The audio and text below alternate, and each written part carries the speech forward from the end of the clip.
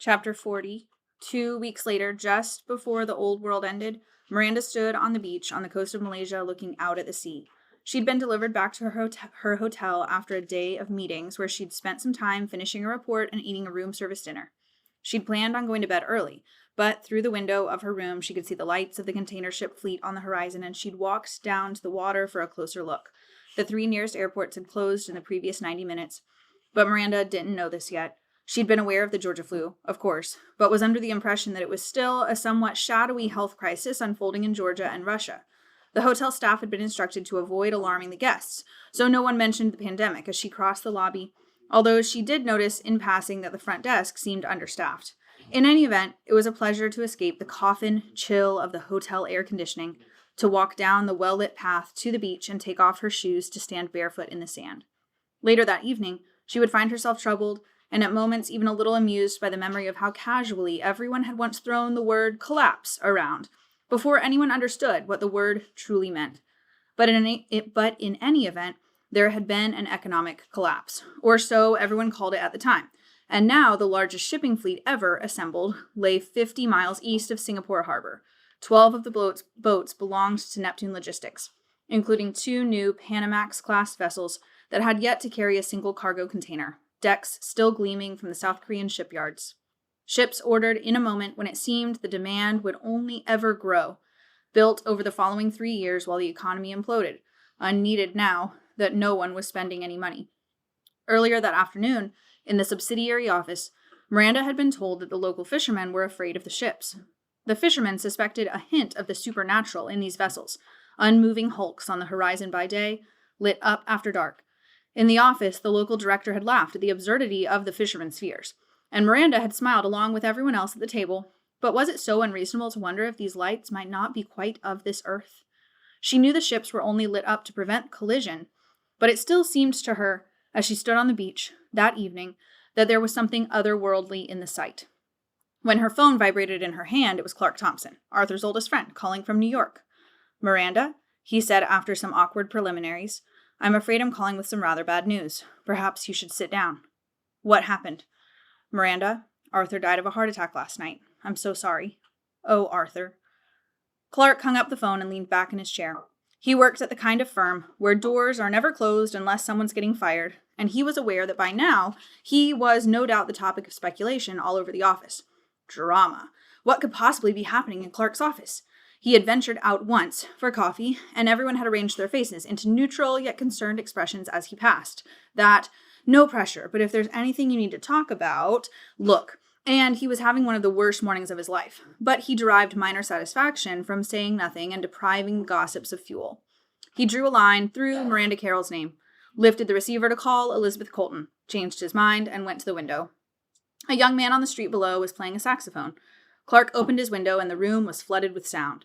The thin notes of a saxophone on the surface of the oceanic city, a blare of hip-hop from a passing car, a driver leaning on his horn at the corner.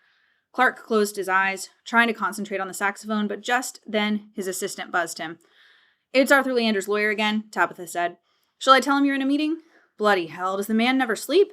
It had been Heller who'd left the voicemail at midnight in Los Angeles, 3 a.m. in New York. "An urgent situation, please call me immediately." And Heller, who'd been up and working when Clark called him back at 6:15 a.m. in New York, 3:15 in LA. They'd agreed that Clark should be the one to call the family, because Clark had met Arthur's family once and it seemed kinder that way. Clark had decided to also notify the ex-wives, even the most recent one, whom he didn't like very much, because it seemed wrong to let them read about it in the newspaper. He had an idea, too sentimental to speak aloud, and he knew none of his divorced friends would ever own up to it, that something must linger, a half-life of marriage, some sense memory of love, even if obviously not the thing itself. He thought these people must mean something to one another, even if they didn't like one another anymore. Heller had called him again a half hour later to confirm that Clark had notified the family, which of course Clark hadn't, because 3:45 a.m. in Los Angeles is also 3:45 a.m. on the west coast of Canada, where Arthur's brother lived, and Clark felt that there were limits to how early one should call anyone for any reason. Now it was still only 9 a.m. in New York, 6 a.m. on Heller's coast, and it seemed obscene that this man, who'd apparently been up all night, was still up and working. Clark was beginning to imagine Heller as a sort of bat, some kind of sinister nightlife vampire lawyer who slept by day and worked by night. or maybe just an amphetamine freak.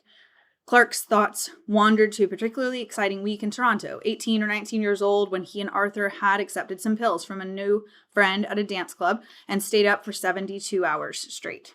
"You want to take the call?" Tabitha asked. "Fine, put him through, please." For just a beat, Tabitha did nothing, and after 7 years of working together in close quarters, he knew that this particular brand of silence meant, "Tell me what's going on, you know I like gossip," but he didn't oblige, and he knew her well enough to catch the note of disappointment in the perfectly professional "Hold for your call, please," that followed. "Clark, Heller here." "So I gathered," Clark said. There was something obnoxious, he thought, in people who introduced themselves by their surnames while calling one by one's first. "How are you, Gary? We haven't spoken in a solid 90 minutes. Hanging in, hanging in." Clark mentally added this to a private list of most hated banalities. "I went ahead and notified the family," Heller said. "Why? I thought we'd agreed." "I know you didn't want me to wake up the family, but with this kind of thing, a situation like this, you have to wake up the family. You actually want to wake up the family, you know? Actually, more decent. You want the family to know before someone leaks something, a photo, video, whatever, and then Entertainment Weekly calls the family for comment, and that's how they find out about it. Think about it. I mean, the man died on stage." "Right," Clark said. "I see." The saxophonist had disappeared. The gray of the November sky reminded him that he was about due for a visit to his parents in London. "Has Elizabeth been notified?" "Who?" "Elizabeth Colton, the second wife." "No, I mean, she's hardly family, is she? When we talked about notifying family, I really just meant Arthur's brother." "Well, but she is the mother of Arthur's only child." Right, of course. How old is he? 8 or 9? Poor little guy. Hell of an age for this." A crack in Heller's voice. Sadness or exhaustion. And Clark revised his mental image from hanging upside-down bat lawyer to sad, pale, caffeine-addicted man with chronic insomnia. Had he met Heller? Had Heller been at that ghastly dinner party in Los Angeles all those years ago, just before Miranda and Arthur divorced? Maybe. Clark was drawing a blank. "So hey, listen," Heller said. All business again, but a faux, casual style of all business that Clark associated overwhelmingly with California. "Is your time with Arthur especially recently? Did he ever mention anything about a woman named Tanya Gerard?" "The name's not familiar." "You're sure?" "No. Why? Who is she?" "Well," Heller said, "just between the two of us, seems our Arthur was having a little affair."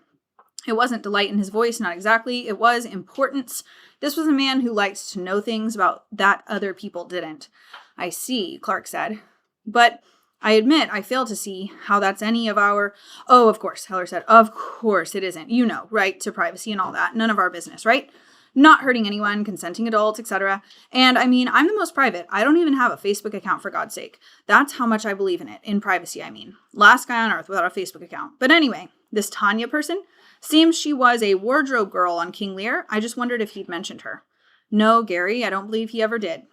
"The producer told me it was all very secret. Apparently this was the girl who did costumes, or actually, maybe it was babysitting. Something to do with the child actresses. Costumes for the child actresses? I think that was it. Although, child actors in Lear, that one's a head scratcher. But look, anyway, was that sunlight on the other side of the East River? A beam had pierced the clouds in the far distance and was angling down over Queens. The effect reminded Clark of an oil painting. He was thinking of the first time he'd seen Arthur. In an acting studio on Danforth Avenue in Toronto. Arthur at 18, confident, despite the fact that for at least the first 6 months of acting classes, he couldn't act his way out of a paper bag. Or so the acting instructor had pronounced one night over drinks at a bar staffed exclusively with drag queens. The instructor trying to pick up Clark. Clark offering only token resistance. And beautiful. Arthur was beautiful back then. So the question, obviously, Heller was saying, is whether he intended to leave this girl anything in the will. Because he emailed me last week about changing the will. Said he'd met someone and he wanted to add a beneficiary. And I have to assume that's who he meant. Really, what I'm thinking about here is the worst case scenario. Where there's a shadow will somewhere, some informal document he drew up himself because he wasn't going to see me for a few weeks. That's what I'm trying to get to the bottom of here. "You should have seen him," Clark said. "I should have seen— I'm sorry, what?"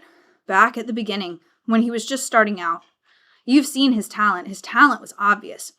But if you'd have seen him before any of the rest of it, all the tabloids and movies and divorces, the fame, all those warping things." "I'm sorry. I'm not sure I understand what you're getting at here. He was wonderful," Clark said. "Back then, back at the beginning, I was so struck by him. I don't mean romantically. It was nothing like that. Sometimes you just meet someone. He was so kind. That's what I remember most clearly. Kind to everyone he met. This humility about him." "What?" "Gary," Clark said, "I'm going to hang up now." He stuck his head out the window for a fortifying breath of November air, returned to his desk, and called Elizabeth Colton. She let out her breath in a long sigh when he told her the news. Are there funeral arrangements? Toronto, day after tomorrow. Toronto? Does he have family there? No, but his will was very specific, apparently. I guess he felt some attachment to the place. As Clark spoke, he was remembering a conversation he'd had with Arthur over drinks some years ago, in a bar in New York. They'd been discussing the cities they'd lived in. You're from London, Arthur had said. A guy like you can take cities for granted.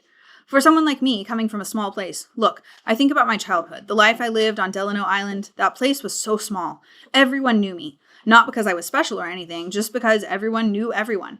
And the claustrophobia of that, I can't tell you. I just wanted some privacy.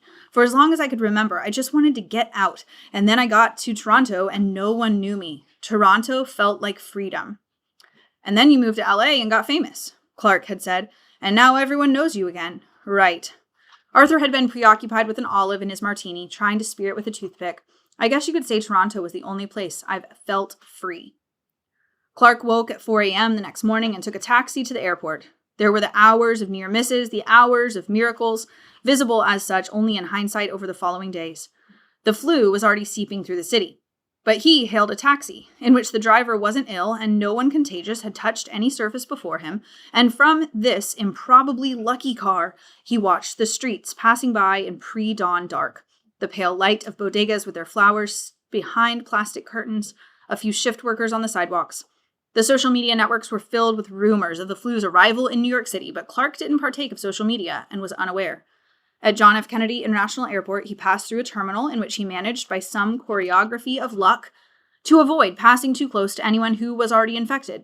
There were several infected people in that particular terminal by then, and managed not to touch any of the wrong surfaces. Managed, in fact, to board a plane filled with similarly lucky people. The 27th to last plane ever to depart from that airport. And through all of this, he was so sleep-deprived, he'd stayed up too late packing. He was tired and caught up in thoughts of Arthur, in listening to Coltrane on headphones, in working half-heartedly at the 360-degree reports once he found himself at the departure gate, that he didn't realize he was on the same flight as Elizabeth Colton, until he glanced up and saw her boarding the plane with her son. It was a coincidence, but not an enormous coincidence. On the phone the other day, he'd told her about the flight he was planning on taking, 7 a.m., to get to Toronto before the predicted snowstorm arrived and snarled the airports, and she'd said she would try to get on the same flight. And then, there she was, in the dark suit, her hair cut short but instantly recognizable, her son by her side. Elizabeth and Tyler were in first class, and Clark was in economy.